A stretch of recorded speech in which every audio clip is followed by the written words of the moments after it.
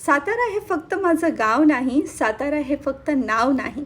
सातारा ही एक लहर आहे, निसर्गाच्या अलौकिकतेचा कहर आहे.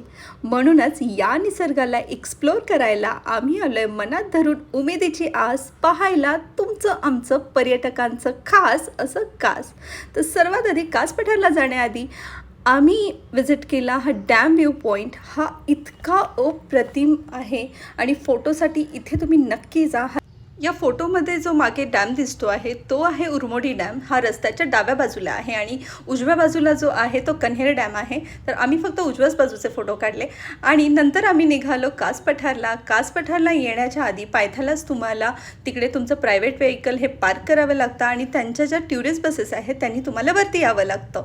आणि इथे येण्याआधी आपल्यासाठी आहे 150 रुपये पर हेड असं तिकीट आहे आणि 12 वर्षाखाली मुलांना तिकीट नाही आहे. हे 6 वाजेपर्यंतच ओपन असतं, त्यामुळे तुम्ही वेळेचं बंधन थोडंसं पाळा आणि इथे हा पॉईंट तुम्ही एक्सप्लोअर करा. इथे गेल्यानंतर ही निसर्गाची किमया आम्ही अनुभवली. इथे अजून थोडंसं ब्लूमिंग कमी आहे, त्यामुळे फुलांचा बहर थोडा कमी आहे, पण तरीही अप्रतिम फोटो आले. तर मी रेकमेंड करेन की तुम्ही सप्टेंबरच्या शेवटच्या आठवड्यात जा किंवा ऑक्टोबरच्या पहिल्या वीकमध्ये तुम्ही इथे नक्की विजिट करा. कास पठारला रिटर्न आल्यानंतर आम्ही एक्सप्लोअर केला हा कास तलाव. हा इतका अप्रतिम पॉईंट आहे. आमचे फोटो इतके खास आलेत.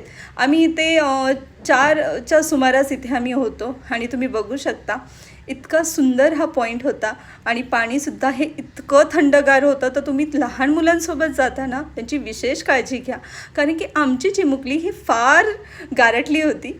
पण हा पॉईंट इतका अप्रतिम आहे. फोटोजसाठी इथे तुम्ही नक्की विजिट करा. हा पॉईंट झाल्यानंतर आम्ही निघालो बामणोलीच्या दिशेने. बामणोली म्हणजे जिथून बासोटा किल्ल्यावरती जायला तुम्हाला इथं बोटिंग मिळेल, पण बोटिंगसाठी तुम्हाला आधी बुक करावं लागेल. तिथे गेल्यानंतर आम्ही पहिल्यांदा जेवणावरती ताव मारला, तुम्ही बघू शकता. तर हे इतकं दृश्य जे आहे, जितकं नयनरम्य आहे तितकंच अविस्मरणीय आहे. आम्ही कधीच विसरणार नाही असा हा अनुभव होता. या संध्याकाळच्या वेळेला आम्हाला खूप आल्हाददायक वाटत होतं. आम्ही ते जेवण केलं, फोटोज काढले. आम्हाला किल्ल्यावरती जायला शक्य नव्हतं कारण की संध्याकाळ होणार होती.